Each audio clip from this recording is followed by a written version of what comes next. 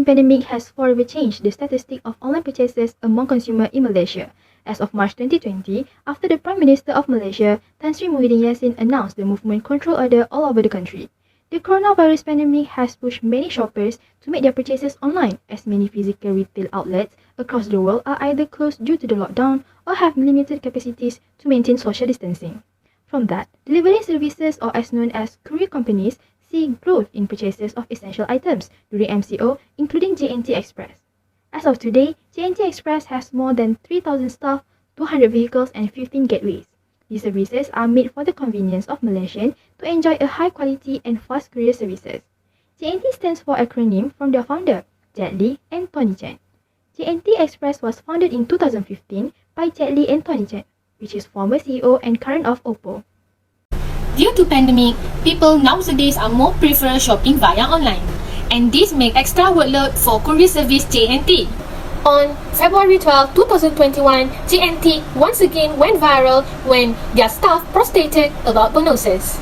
The issue that caused employee mishandle parcel in its sorting warehouse because of the misunderstanding came from employee over the bonuses payment and denied that it will deduct the regular wages of the staff.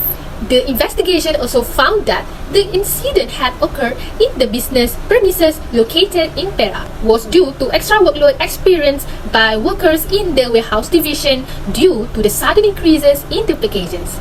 Here is a video that went viral on social media regarding JNT staff due to the problem over wages.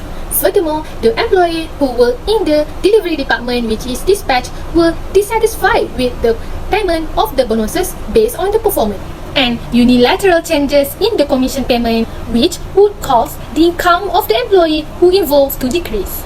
Cut-off commission from RM1 to RM13 per parcel. The employee felt unfair regarding the payment that has been offered by JNT for each parcel, and the demand for the shipping increased day by day. This is because JNT offer lower shipping fees for their consumers. The consumer also choose JNT as their main courier service. This is because JNT Express operate their business 365 days a year. Other than that, the consumer also can receive their parcel daily without waiting too much longer. That is why JNT staff protested about their work because they felt unfair treatment from their management. Another issue that JNT Express faced is mishandled parcel incident. The global pandemic has pushed the businesses to move their business transaction online. The Philippines is no exception, of course. Filipinos have relied on their shopping sites such as Shopee and Lazada for their purchasing needs, especially in stores that have been affected by the lockdown. Another issue has been reported where JNT Express in Philippines faced the similar issue that has been faced in Malaysia. The issue occurs when their staff mishandling the parcel in their warehouse. It can be seen from the carelessness of how they loaded the item in the delivery truck.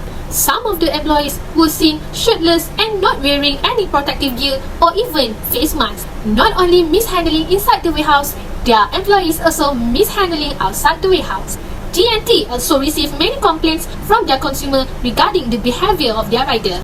Okay, now we move to the solutions. Regarding the issue faced by JNT, they received many complaints from consumers through social media such as Facebook, TikTok, Instagram, and many more, where they voice out their dissatisfaction with the services and also the rights of the workers. As you can see, there's a lot of complaints at the social media posted by the consumer. And now we look at how JNT handled all the complaints regarding the issues.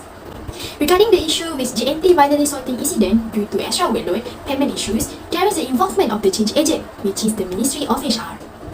The ministry said the employee had voiced out the issue relating to the incident and had been resolved it, and it was due to a misunderstanding. The management had to issue a statement of apology to the customer and explain about the bonus system to the staff.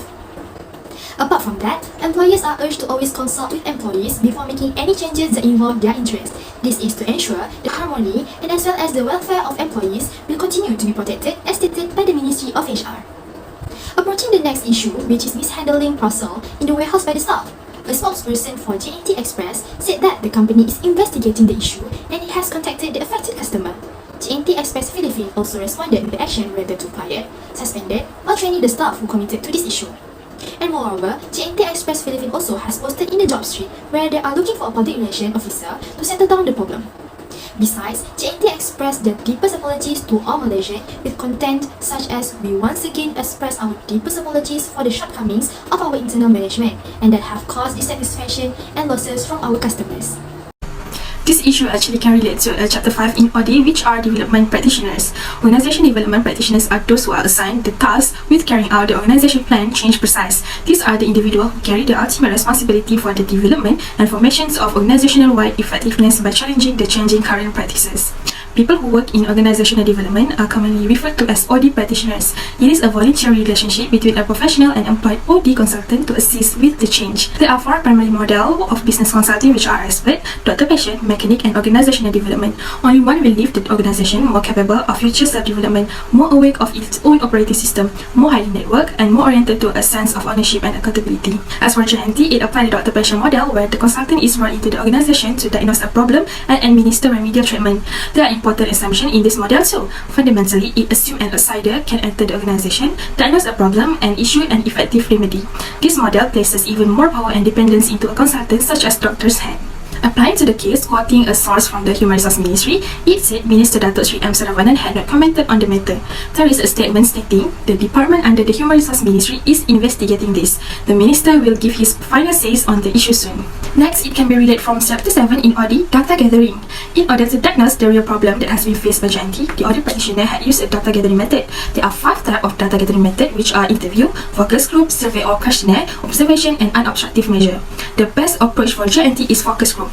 The focus group are usually the small group of organization members. This approach is not like other method because it is more focusing on the selected members. Not only that, the focus group are rarely appropriate for very sensitive issues that occur in the organization.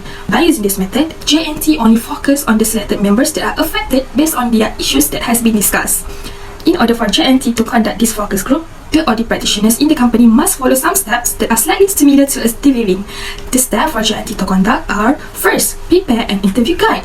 This step is for the audit practitioner to be more alert to prepare some opening and closing remarks that explain the purpose of the interview, what should be done. Second, select participant. The participant can be selected randomly within the focus group. Third, hold the focus group. The audit practitioner should begin by welcoming the participant. And the last one is conclude the meeting. The end of the meeting, the audit practitioners can explain more why they conduct this method, and the focus group can know what they should do to avoid the same issue occurring. By conducting this method, which is focus group, the group that has been focusing on the one who is involved in the issue can be resolved, and they can avoid repeating the same mistakes. In Chapter 15, this chapter presents some important issues for professionals who work globally. It begins and concludes with overarching questions and overview of the critical issues and questions the global organization development or D professionals must ask, and summarizes critical issues and how these issues can influence the work of the OD professionals. Then, the chapter addresses the skills and abilities required of the OD professionals in the complex global world. National cultural values and OD continue to represent fundamental questions for the OD professionals. This question relate to the extent to which an OD professional is committed to the core OD values. Millennials have already stated a desire to do employment that is personally important to them.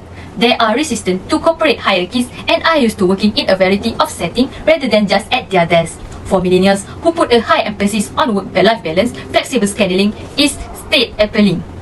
Many businesses are following suit by offering an employee-centered environment that is flexible in terms of both location and time. In the JNT issue, JNT is facing the problem of millennial workers who spread video and of throwing customer parcels on social media such as TikTok, Facebook, and Instagram, and the video has gone viral across the country.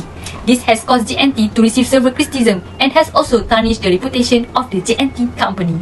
It is believed that millennials will bring about a cultural transformation in the workplace. Based on the issue that has been discussed above, we can conclude that JNT need to change their system of wages and commission received per parcel for their staff. The main issue, the misunderstanding regarding the commission received by the employee with the management. JNT Express may use the same ways as the HRM Express, where they announced there was an increase in its hourly wages for current employees by 3% depending on shift and benefit. JNT Express need to develop these changes as they operate 365 a year and their employees deserve to be rewarded. By that, JNT can be practiced and also exercise the same methods as the HRM Express, where they have successfully utilized this method and did not receive any complaint regarding their services and from the employees. In addition, JNT also can build a complete compensation and benefit system to increase employee benefits, giving employees and bonuses after comprehensive consideration accordance with the bonus rules and regulation. There also need to make sure that all employees are known about the matters stated by the management clearly to avoid the misunderstanding among the employees, which can lead to many problems. Furthermore, concerning the mishandled parcel and unethical behavior of the employees, GNT Express can strengthen the rule and regulation of the workers. If they violate any of rules and regulation of the company, disciplinary action can be taken on them, such as penalties or suspended from work, and the worst is getting fired. To prevent this matter from happening, GNT Express need to give full training to their employees on how to handle the parcel wisely and professionally.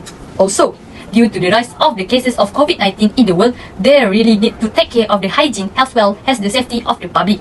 The employee need to follow the preventive measurement against COVID-19, which is as a health guideline provided by the company. In short, we can't lower our guard and we will come through this together no matter what.